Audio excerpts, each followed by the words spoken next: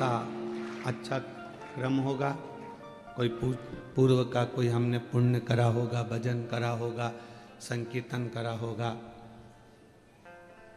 और हमसे ज़्यादा आप लोगों ने करा होगा, इसलिए महाराष्ट्र की पवित्र भूमि पर आपका जन्म हो गया। यहाँ इसीलिए शायद इसी महाराष्ट्र की पवित्र भूमि पर जन्मी माँ अहिल्याबाई होलकर, जिन्होंने संपूर्ण विश्व के शिवालयों का निर्माण करवा दिया। ये पुण्यता है आपकी। कहा जाता है कि भगवान शंकर को यदि एक लोटा जल चढ़ा रहे हो, शिव जी के मंदिर जा रहे हो, शंकर मंदिर में सफाई कर रहे हो, आराधना कर रहे हो, साधना कर रहे हो, तो उसका पुण्य खाली नहीं जाता। शिव जी के मंदिर का यदि निर्माण कराया है, तुमने उसका मंदिर बनवाया है, 4 कालम अगर आपने शंकर के मंदिर के खड़े भी कर उस पर छत डाल दी है, तो समझ लेना कि आपको ना जाने कितनी मंजिल ऊपर चढ़ा देगा, वो कितना वैभव दे देगा, वो आप समझ लें।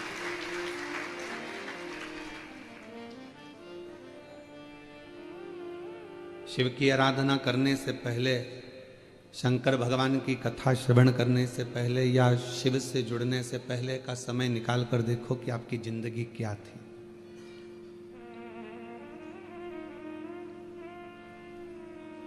और आज शिव को मानने के बाद, भगवान शंकर का पूजन करने के बाद, शिव की आराधना करने के बाद आपकी जिंदगी क्या है।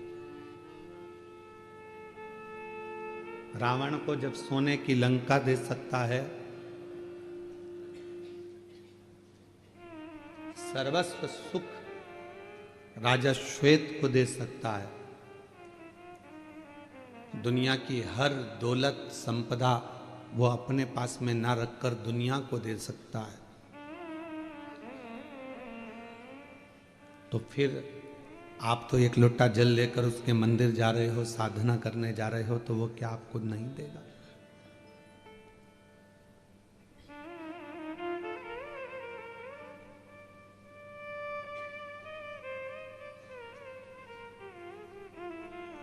जिंदगी में बस अपने विचारों को, अपनी सोच को बड़ा बना। आज के बेटे, आज की बेटियां अपनी सोच को बड़ा नहीं बना पाती। एक बेटा को, एक बेटी को अगर थोड़ा पैसा दे दिया जाए और कहा जाए कि इसको ले जाओ, ये तुम्हारे लिए, तुम्हें जैसा यूज करना करो, सबसे पहले वो बाजार जाएगा और गाड़ी खरीदेगा, एक अच्छा मोबाइल खरीदेगा, कपड़े खरीदेगा और आ जाएगा। वही पैसा घर के एक पिता को दिया जाए कि इसको तुम्हें यूज करना है, तो वो सबसे पहले प्लाट खरीदेगा, मकान खरीदेगा, दुकान खरीदेगा, प्रॉपर्टी खरीदेगा। दोनों में अंतर है। बेटे को भी पैसा मिला और बाप को भी पैसा मिला। बेटे ने गाड़ी खरीदी, मोबाइल खरीदा, कपड़े खरीदे, घड़ी खरीदी। अब तुमने मोबाइल खरीदा 1.5 लाख रुपए का, लेकर आने के बाद वो 1.5 लाख में वापस बिक जाएगा क्या? बोलो, जम के बोलो। नहीं।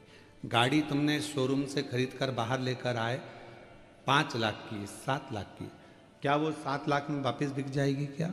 नहीं। कपड़े तुमने शोरूम से खरीदे 5,000 रुपए के, क्या वो कपड़े वापस 5,000 में बिक जाएंगे क्या? नहीं। घड़ी तुमने खरीदी 10,000 की, क्या वो घड़ी वापस 10,000 में बिक जाएगी क्या? नहीं। पर तुमने जो खरीदा वो नीचे गिरता चले गया, पर बाप ने जो खरीदा वो प्रॉपर्टी, वो प्लाट, वो मकान की कीमत बढ़ती है। दोनों की सोच अलग है। आज की सोच केवल गाड़ी, मोबाइल और फ्लैट तक है। आज के नवयुवक बेटा बेटी, आज की बहुओं की, आज के बेटों की सोच केवल गाड़ी, मोबाइल और फ्लैट, इसके सिवा उसकी सोच आगे जा नहीं रही है।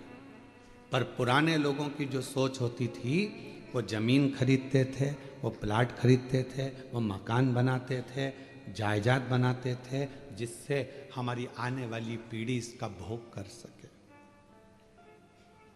और जब दुख आए, जब तकलीफ आए, जब कष्ट आए, तो वो मकान, वो प्लाट, वो जमीन, वो जायदाद का। दोनों की सोच अलग है।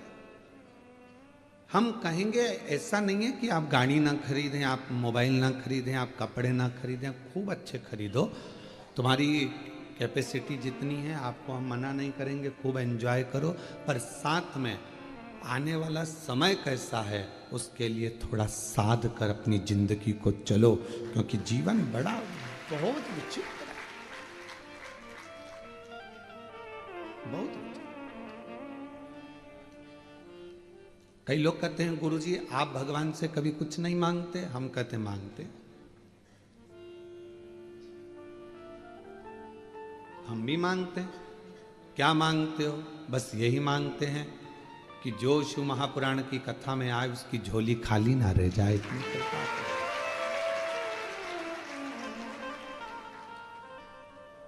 एक नारी की गोद और एक पुरुष की जेब कभी खाली नहीं रहना चाहिए, बस इतनी उससे प्रार्थना रहती।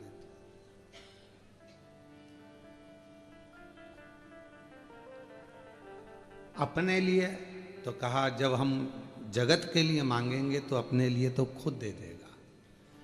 हम अपने लिए जोड़ते हैं तो जगत का छूट जाता है।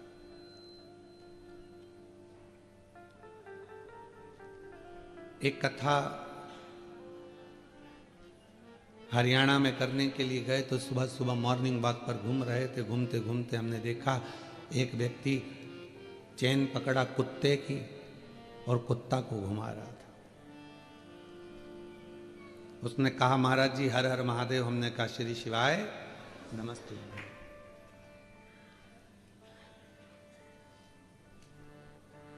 व्यक्ति बोला और महाराज जी आप कैसे हैं? हमने कहा बहुत बढ़िया। हमने कहा तुम कैसे हो? हमने कहा, वो कहा बस आशीर्वाद है, कृपा है।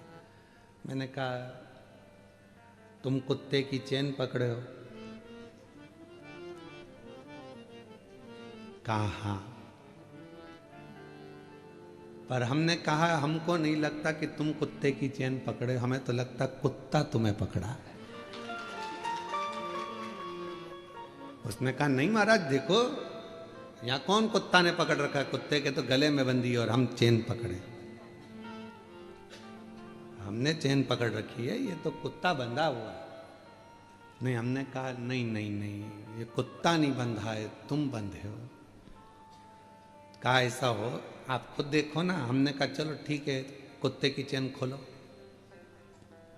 खोलो अभी की अभी। और जो कुत्ते की चेन खोली, कुत्ता भागा तो वो उसके पीछे भागा, पकड़ के कुत्ते को लेकर आया, वापिस चेन में बांधा। हमने कहा अब बताओ कौन बंधा था?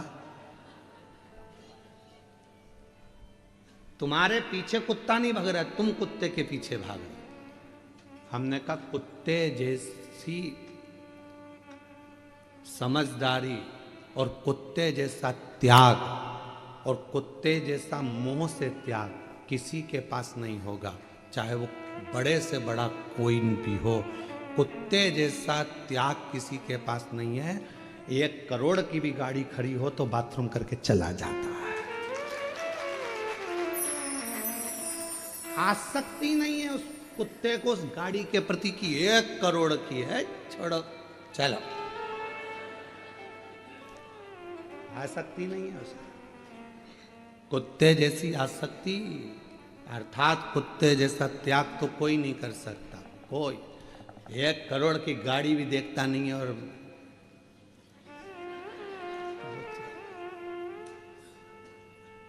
उसको मोह होता तो 1 करोड़ की गाड़ी पर सुसु करता। उसको मोह होता तो बंगला करोड़ों का उसके सामने छीछी करता। उसको ये सब चीजें त्याग दी उसने। इसीलिए शायद कुत्ता कोई भी मांगने वाला आता है तो उसके पीछे भौंकता है। क्यों? कुत्ता मांगने वाले के पीछे इसलिए भौंकता है कि मांगने वाले को समझाता है कि तू संसार से मांग रहा है, मांगना है तो उस परमात्मा से मांग ले, इसलिए भोग। मांगने वाला मांगता है, कुत्ता उसके पीछे पड़ जाता, भोग भोग भोग भोग, आखिरी में उसको भगना पड़ता। समझा?